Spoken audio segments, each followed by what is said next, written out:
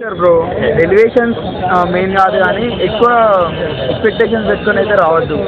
Expectations పెట్టుకుంటే disappoint అవుతారు.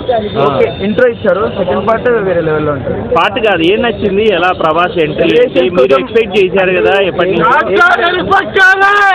ఏం లేదు, ఎలివేషన్స్ కోసం వెయిట్ చేస్తున్నాం ఎక్కువ, అందుకే కొంచెం తక్కువ అనిపిస్తుంది. ఎలా ఉంది ప్రభాస్ ప్రశాంత్ నీళ్ళు కేజీఎఫ్ రేంజ్ లో తీసాడా లేకపోతే ప్రభాస్ రేంజ్ కి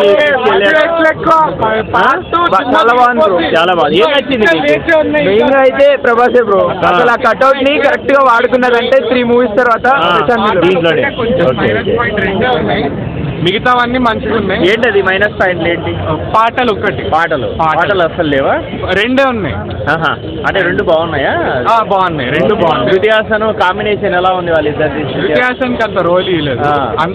లైక్ ఇప్పుడు మనకి ఫ్లాష్ బ్యాక్ అంతా ఇచ్చారు, పార్ట్ 2 లో మొత్తం దిమ్మ తిరిగిపోతుంది మనకి. Okay okay.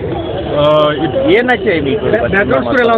Background score Ravi Basur అన్న మాస్, అసలు కింద మీద ఉప్పు, రవి అన్న తోపు. అసలు బీజిఎంలు సినిమా తక్కువ బీజిఎం ఎక్కువ అన్నట్టు అయిపోయింది మొత్తము.